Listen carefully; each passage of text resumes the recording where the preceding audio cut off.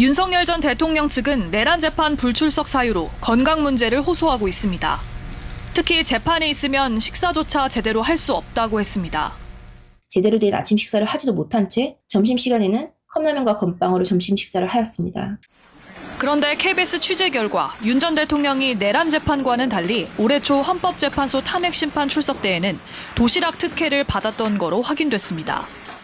이곳은 헌법재판소에서 걸어서 5분 거리에 있는 한 식당입니다. 윤 전 대통령은 출석 때마다 이곳에서 교도관이 사온 도시락을 먹었습니다. 가격은 12,000원, 밥과 찌개, 반찬 5종으로 구성되는데 메뉴는 매번 바뀝니다. 월요일, 목요일만 제육이고 평일은 찜닭, 수요일은 불고기 이렇게 바뀌어요. 구치소는 자체 예산으로 윤 전 대통령 도시락은 물론 경호처 직원의 검식용 도시락까지 매번 2개를 제공했습니다.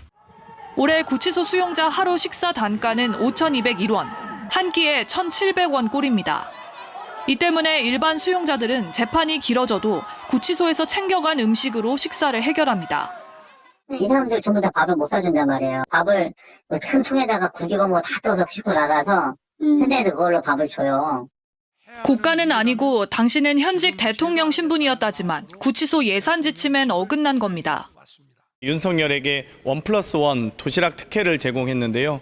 또 다른 특혜가 없었는지.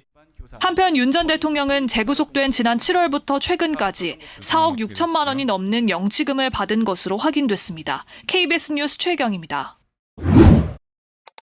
지난주 2달 반 만에 법정에 모습을 드러냈던 윤석열 전 대통령. 피고인 성명이 어떻게 되시죠?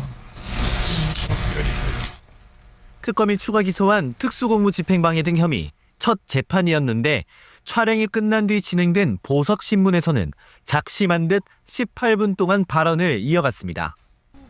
보석을 인용해주면 당뇨식과 운동도 하면서 사법 절차에 협조하겠다며 재판부와 흥정하는 듯한 태도를 보이기도 했습니다.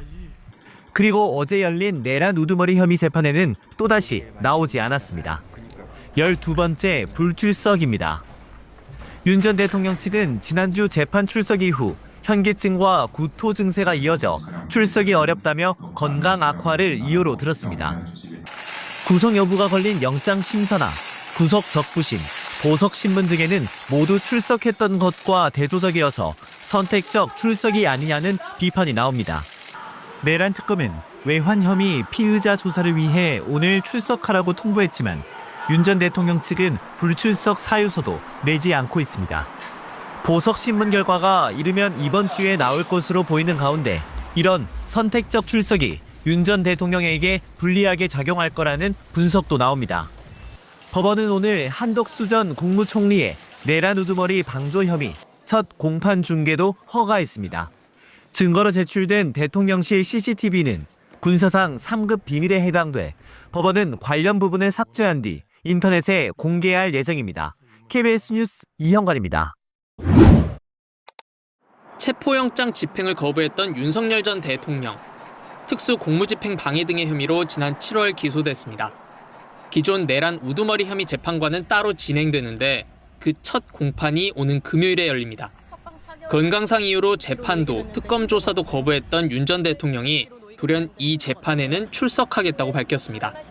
윤 전 대통령이 청구한 보석신문도 이날 함께 열릴 예정이어서 여기에 참석하려는 거란 해석이 나옵니다. 지난 7월 구속 적법성을 따지는 구속 적부심 때도 직접 출석했습니다.